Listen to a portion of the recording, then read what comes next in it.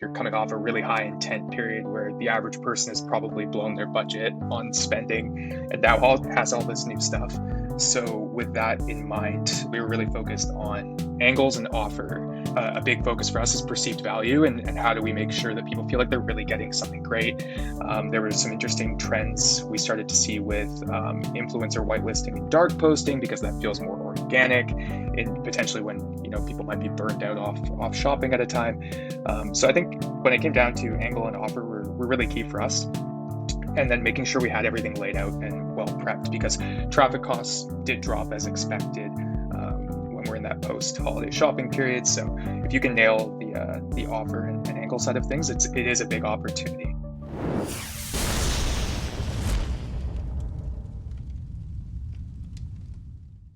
Hey retailers, ever feel like your shopper experience feels just like everyone else's? That's probably because it does, and it shouldn't. Bluecore matches online shoppers with the products they'll buy next across channels like email, on-site, paid media, social, and SMS. With Bluecore's retail data and predictive intelligence, brands automate personalized content, offers, and recommendations for each individual shopper, enabling brands like Noble to increase conversions by 15% and drive a 46% increase in repeat buyers. Visit Bluecore.com to discover why brands like Noble, Express, and Bliss chose Bluecore to automate and scale their multi-channel personalization. Hello and welcome to All Killer No Filler. I'm Eric. It's Wednesday and it is the new year 2022 and new year, new format on All Killer No Filler. We're going to be running with a few of these roundtable formats where we bring together leaders from Pilot House from the different divisions. Instead of just going directly speaking to someone from Facebook or someone from Google or someone from Amazon, we're going to get a representative from each department. We're going to mix it up about the wins, the losses, the things we're excited about, the tips and tricks and all that great stuff. So welcome to the podcast. We've got Saul from Google, Rob from Amazon, and Taylor from Facebook. Let's just kick it off open table style, round table style. Who can jump in with one of our big wins from Q4 2021 in your department? A couple of big wins. We saw a couple of brands. Actually more than a couple, quite a few of them. A lot of our brands did record breaking revenue. And we used a lot of the process that we built kind of in the post iOS 14.5 landscape to help them really fuel that from the Facebook side. So that was a big win for our department, was coming together in the build up to Q4 and then working together to smash it as a department for the brands we work with. And then what specifically within that, Taylor? I know, obviously, first of all, I got to plug Scale School because that exact method is available in our comprehensive course, Scale School. But just in terms of like, what were some of those things that you prepared for that ended up working as good or better than you thought they would? Yeah, so for us, a lot of it was data vantage points, which I know is incredibly valuable to the discussion around blending platforms and understanding where a platform fits into the customer journey and how you maximize it accordingly. So for us, data process, whether it was reviewing third-party tools that we added to our suite, or leveraging our own process with the tools we have and the different processes, a lot of which can be found in Scale School. That was a big win in the build up, and then leaning into that as a way to drive creative, drive our structural improvements, applying all the learning from previous years, ongoing with existing brands, and then applying that to new brands we were working with as well. Basically, like all of that coming together and really being laser focused by the time we hit Q4, ready to know that we've done all this work the rest of the year, and let's smash it in ecom and see what we can do to apply it all and leverage everything. Some of that too is documenting some of our top campaign strategies and things like that too. So for example, if we had good windows of time, we were ready to bring out basically all the different tools we have in our toolkit and apply all that cross agency, cross department learning and cross brand learning to each brand. How about you, Rob? What about on the Amazon side? What were the big wins for clients on Amazon in Q4? So lots of our clients did like similar to Facebook, setting kind of record-breaking months. A couple to call out, like one client had their first 7-figure month on Amazon, which is an exciting sort of revenue level to break through for the client and for us. So that was exciting for them to see. Another client that was new to us at the beginning of Q4 was able to 4x their revenue throughout from September to through the end of Q4. And from the early signs in January, it looks like we're actually going to be able to maintain a lot of that growth. So really using Q4 as a leverage point to rank up a lot of their products and gain a lot of relevancy. And now we're working on holding that and dialing in efficiencies in Q1 for them. And that's one of the beauties of the Amazon platform, is that it is a bit more of that rolling thunder where you can capitalize on momentum without having to always spend at record levels. Exactly, yeah. So really building that organic rank and then spending to get there, and then bringing in the efficiencies and then kind of bringing in the dollars, and then just working on maintenance versus aggressive ranking. Very cool. How about you, Saul? Anything on the Google side? Well, like Taylor said, like we mostly work super tight with the Facebook team, making sure that we're maximizing spend efficiency on the overall system, so that a client can have as many sales they can on their usually Shopify stores. And I think the biggest wins in Q4 were we onboarded a client, I think at the end. No, it was it? Yeah, at the end of Q3. So we started the first month with us. I remember I was traveling to Boston to head up the Charles. So that's probably when we were having some chats with them already. And so October, November, December, we onboarded them for Q4, and they had, to us, their goals looked pretty incredible and crazy, and we managed to hit them all. And they were actually pretty surprised that we attained them. And I think it was just having that collaboration between Facebook and Google, making sure that whatever we learned over the year and the year before, like Taylor said, the Facebook team had a pretty good idea of what type of builds and campaigns worked in the past, and that really hasn't changed, right? Like still the same people using Facebook, we just can't track them as well anymore. And having that, and I think also having access to other tracking platforms before starting with big clients helped a lot on that, having a guide to begin with, right? So everything got working really well between all the traffic buying platforms, and I think that was a big part of the success we had for Q4. And I think that's one of the reasons we're doing roundtables here, is to help people understand the synergies that are created when you're able to work cross-department so specifically around Google and Facebook. Can you give any sort of concrete examples of things that were done? I guess, Saul, you just mentioned there sort of taking the actual creatives that worked best on Facebook and applying them on Google as well. What other ways create synergy between when clients are able to leverage more than one of these fundamental areas that Pilot House offers? Well, I would say like even Google and Amazon too, or Facebook and Amazon, or Facebook and Google and Amazon. Like just on for Amazon, for example, on the search side of things, there's a lot of cross. They're not the same. They are a little different in terms of the paid side, like paid search, that kind of thing. But there are some learnings, and obviously, and now Amazon has a way of tracking traffic, like conversions coming from outside, from Facebook or Google. So if a person only has an Amazon store, they can also just get Facebook ads or Google ads, send them to their Amazon store, and you can actually kind of track that. I don't know how accurate it is because I don't work with Amazon, but I know they do give the option now. And then for Google and Facebook working together, I would say that obviously creative learnings, it usually, like, I mean, YouTube is different than Instagram and all that stuff, but usually the angles work the same. There's a lot of angles that can be shared, learnings from that. Copy that works on Google generally works on Facebook for some reason. We get a lot of that. And then obviously all the hype that you can get through Instagram and Facebook helps you with your branded search, which, like I've said before, it trains your algorithm, and then your algorithm is better on Google to find generic customers, right? Or YouTube customers, or prospecting display customers, that kind of thing.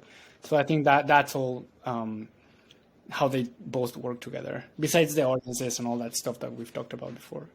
And it makes sense just with Google having intent baked into it more. So when you're creating ads around specific intent, it's just going that one level deeper, so that when you port that over to Facebook, you may not be able to target on that intent, but by putting out that intent, you're going to draw people to it, right? Yeah, I would say that's how I think about it. I don't know, Taylor, what do you think on that? How's your experience with that?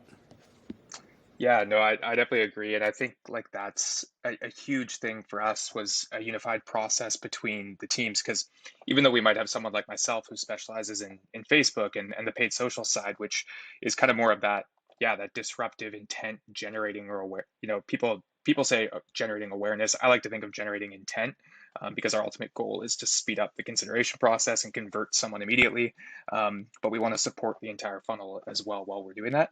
But yeah, I think for us, like having everybody around that same target. So a good example of how we kind of applied this in Q4 this year was, there's a brand that we work with. We broke a profitable spend record as well on Black Friday, spending over 300K on ads, and we ended up, in November, we had more spend kind of dominant to some of the paid social in terms of our spend allocation between Google and paid social.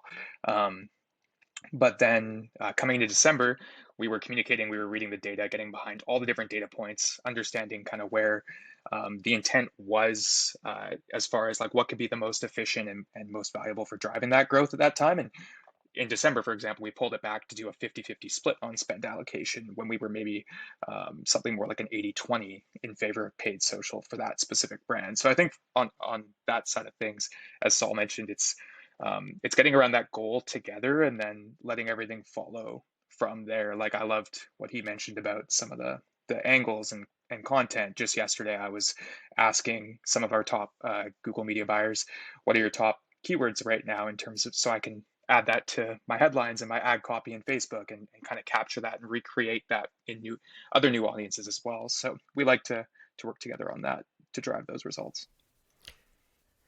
And then one of the things we've talked a lot about on this podcast recently is ecosystem ROAS, this idea of being able to telescope up and look at your Shopify environment more holistically so that you don't have competing traffic sources taking double credit for conversions. Can you guys walk me through a little bit of what that looked like on, I don't know if this is an issue on the Amazon side as much, because Amazon pretty much isn't going to take credit or have credit taken from it, I don't think, most of the time, right? It's because it's its own environment. But between Google and Facebook, there is that battle sometimes. How does that work, on the front lines when it comes to clients that are doing both Google and Facebook with us?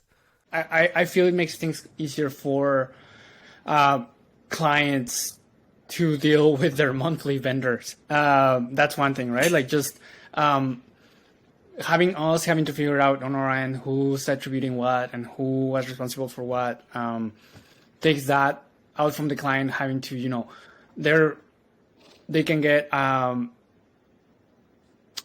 get one bill and they can look at the efficiency of their agency overall, total spend, versus total revenue.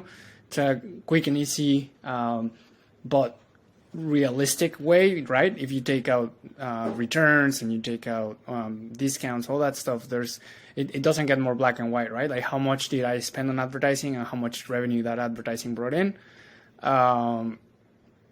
and go from that efficiency, right? You're still looking at how efficient you are. Looking at soft metrics like reach and impressions and all that. McCann type stuff, but you're still trying to move the needle for your clients, and then you can adjust internally, divide that among the teammates, and because we're all part of the same company, we try to be as transparent internally, which reflects outside, right? Like if you're trying to be transparent with your teammates, then obviously that's going to reflect on how you deal with a client. Totally. Anything to add there, Taylor? Yeah, and I was going to say, and I 100% agree with Saul, and I think that's what really helps us thrive in our partnerships is having that exact shared goal at the top that all teams on the project are working towards, and then with that comes that deep understanding of where platforms fit into the journey for a brand specifically. It varies brand to brand, the nature of a product, what their mix is, what they've done historically, whether they're new, they're established, all those types of things. But for us being able to, for me as a Facebook media buyer, to be able to be, hey, my retargeting campaigns should look really good on last non-direct click attribution in Google Analytics. If they don't, let's think about where we might want to reallocate that spend to somewhere else that might be more efficient, and let something else maybe take care of that. Or, hey, we're noticing that our traffic, we're not getting enough fuel from the top. Maybe we need to invest more in things like YouTube or Facebook, Instagram, TikTok, things like that. So when it comes down to it, I think having a holistic understanding of where those signals fit and then communicating between the teams really helps us push and move the needle with regards to what Saul's speaking to at the top as far as our shared goal. And then all the data pieces and how we measure that kind of falls into place from there. That's where Amazon fits into it, as well as from like an operations standpoint and efficiency standpoint, especially if you're dealing with like an inventory limited client. So for example, if your Amazon was your first channel and it's all scaled up and you have major efficiencies there, then it might make sense to allocate the inventory there and away from Facebook to maximize the value out of it, or vice versa if Amazon's a new channel. Since we're all on the same team and all working together, like a win for the brand is a win for Plaid House, and whether that sale comes from Amazon or Facebook or Google, whatever is best for the brand in that scenario is a place we can advise them towards. So Amazon's on its own in the attribution standpoint, and from an ops standpoint, it fits into the mix. What is it? 50? Is it more than 50% of all purchases are done through Amazon at this point, or even more? Oh God, I don't know the number off the top of my head, but that could be right. Jeff's looking good, so he's definitely feeling it. Nice. Let's talk Q5. This is something we didn't mention in the newsletter this year. It was something that we talked quite a bit about last year. Q5 being the time after shipping deadlines are missed between Christmas and New Year's, which was, I think, a pretty quiet time. It was a pretty quiet time on the DTC side. We took a little time. Were there any things that moved during Q5 for clients this year? I guess with Amazon specifically, Rob, it's like you're so defined by the shipping times, especially for any sort of gifted product, and it's so clear as to whether something's going to make it or not. Anything that happened during Q5 this year on Amazon? Nothing huge for us. Like it was majorly like for our Canadian clients, they of course have Boxing Day, so you see a bump the day after Christmas for that.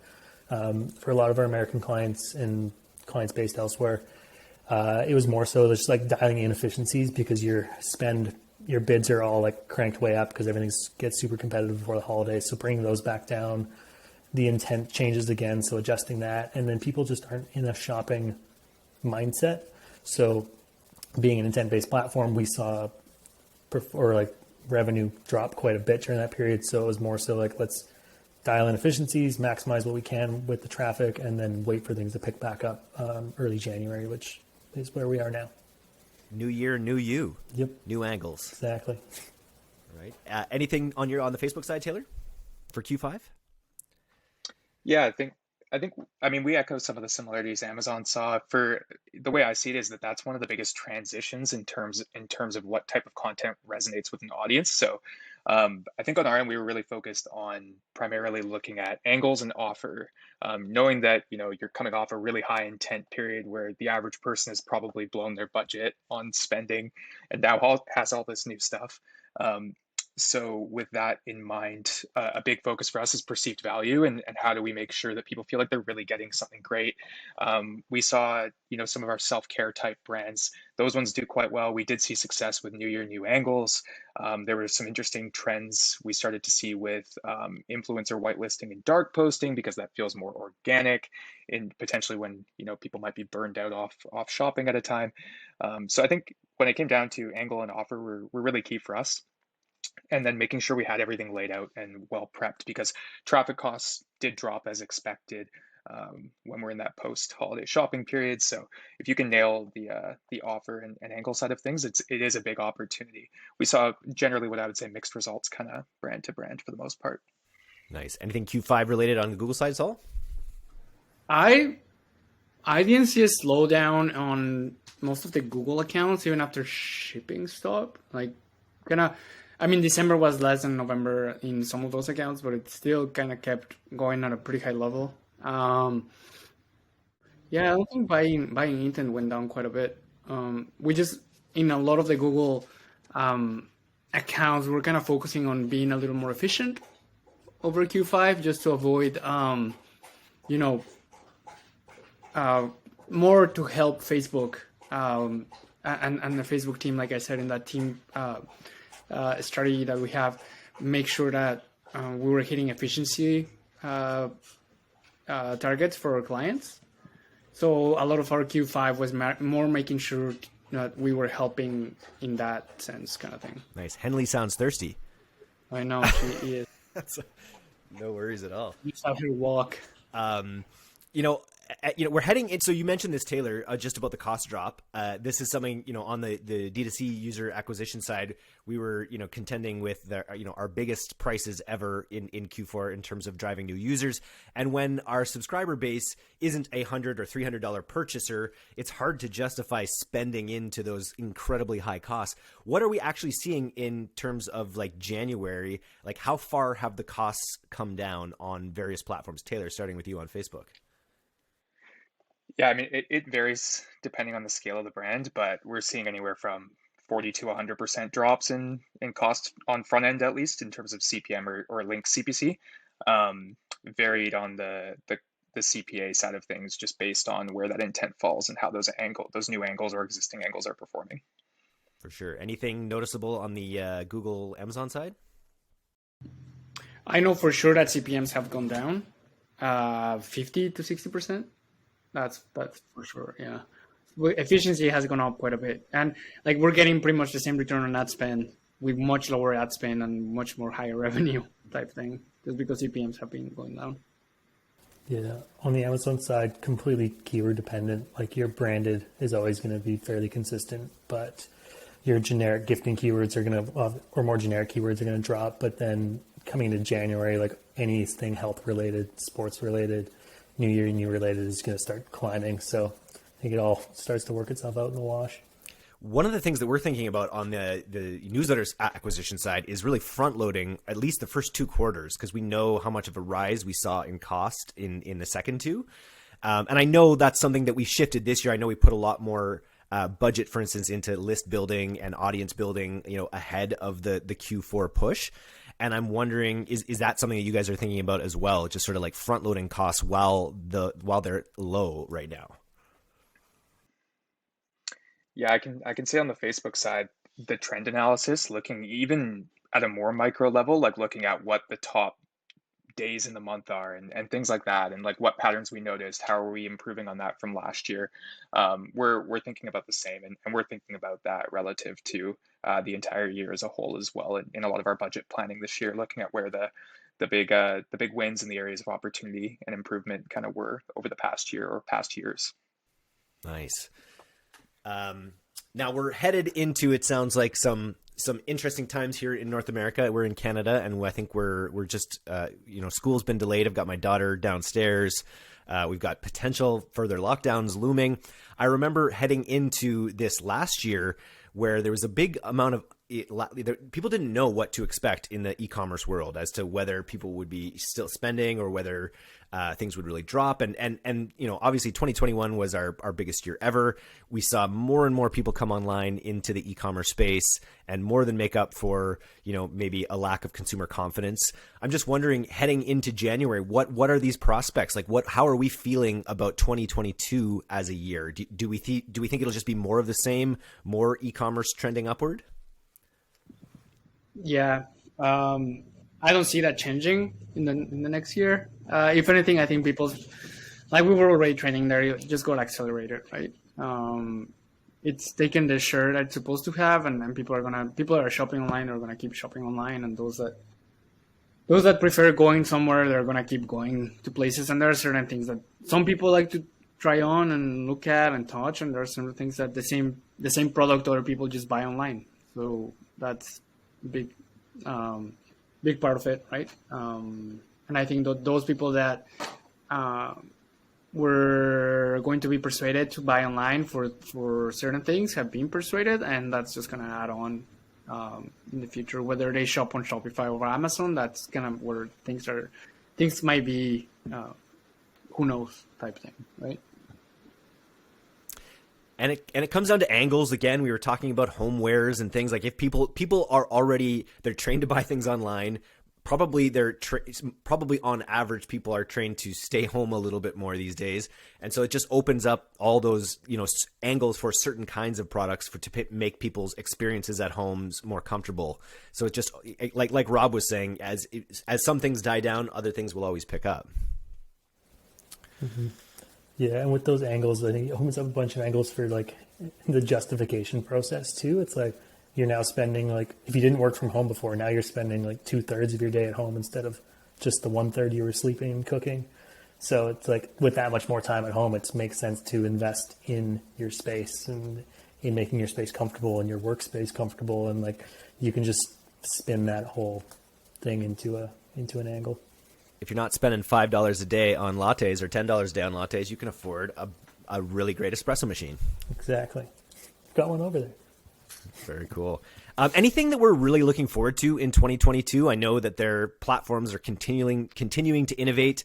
I don't know what sort of echoes we've heard about things that are happening in 2022. Obviously, people are talking about Web3 and some of these other. Are there any things on your minds for 2023 or 2022 that are going to be exciting opportunities? There's Amazon's they've been pushing their new TVs, and you can do OTT advertising through the DSP network.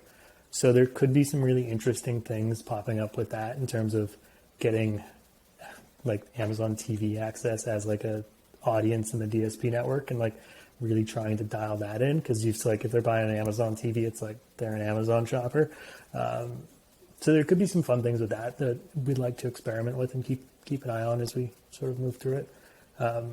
Saul alluded to it already, but the Amazon attribution for tracking off Amazon traffic to Amazon, so either Google to Amazon, Facebook to Amazon, that's kind of cool and something we're starting to experiment a little bit more with clients.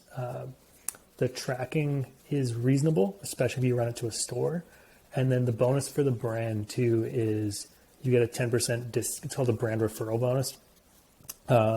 You get a 10% discount on your Amazon fees if you're driving outside traffic through an attribution link. So rather than paying the 15%, you're only paying 5%, which can help justify the cost of driving that traffic from off platform. As soon as you start doing that though, then you're going to run into the potential for some attribution issues, depending on if someone, say, clicks a Google ad, views a product page, then ends up searching your brand, clicking a different sponsored product ad, the last click is going to get the attribution. So you could run into some issues there, which Facebook and Google already have. Welcome to the party. Yep. Amazon. Love it. Anything on the Facebook side, Taylor? I know that we've integrated some third parties that have really helped us with the tracking side of things, with in planning, spending planning, and things like that. Anything else on your radar that you're looking forward to on the Facebook side? Yeah, I mean, to that note, I've heard murmurings from a rep I work with that there may be maybe some updates coming on the attribution side. I haven't heard much and can't confirm that, but it sounds like Facebook's continuing to work on that piece on their end, based on what I've heard. So we're excited about potentially that. But yeah, the work that we've done on process, I think, and how that's going to compound into what we just talked about, all the different potential trends, the why behind purchasing, the knowledge that in a lot of ways the last couple of years have been a heavy shift towards increased consumer trust that committing to spending their money on products online is going to bring them a confident return. And it's not some scammy ad type situation where they're going to get something bad. So what's been really great is continuing to work with all of our brands on how do we build that message and how do we work those angles, creating, I think, a big evergreen opportunity ongoing as shopping continues to kind of shopping online continues to grow based on all the market forces. So yeah, I'd say a lot of applied data, applied process, and new opportunities, and then potentially more paid social platform growth as well. Interesting to see kind of where some of the other ones like TikTok and some of those sources Snap go. And yeah, very cool. I maybe 2022 is the first year that one of our clients launches an NFT. That's it's a big buzzword right now. I don't know a lot of brands are doing it in a very meaningful way, but I feel like we're in that 1996, 1998 sort of phase of the internet on that whole Web3 thing. So it'll be interesting to see the brands that do make moves there. Definitely. Very cool. Nice. Okay. Well, I think that does it for our very first roundtable here on All Killer No Filler. Thanks for coming on today, guys. Here's to an amazing 2022. You guys all forgot that it's called Meta now. Oh, that's right. It's called Meta now. And we didn't discuss Jeff Bezos's amazing physique. Those are the other, the like, he looks like a G.I. Joe now. Does anyone notice that? He looks like he's carved from plastic. Is that's just human growth hormone? Is that what it is, Saul? I think there is a bunch of steroids and a bunch of well-paid people helping him get there, for sure. All you need to get jacked is a few $1 billion. That's... I saw him. I saw the way he laughed after his space flight. So he's definitely on some good stuff. So keep it up, Jeff. You're living the dream and giving all of us. Can you believe I was actually like, now that we're just talking things, can you believe that this, like, his store was just books? I know. Started as a bookstore. I know. I remember buying my first book from Amazon in 2004, and it was like crazy that I got a book on Amazon. And look at that now. And now he owns most of the physical and most of the digital world with his server farms and everything. So good on you, Jeff. We're here. My big goal related to over the top TV this year is getting Ryan Reynolds to come on the podcast. So if anyone's out there who knows Ryan Reynolds, I know he's a good Kitsilano guy. We're a bunch of Victoria guys. Got to get him on the podcast. He's got an OTT TV company, so mountain.com. So if you're out there, Ryan, come on the podcast. I want to chat about your goals in this space. So just throwing that out there for the universe. Thanks, guys. Awesome. Thank you.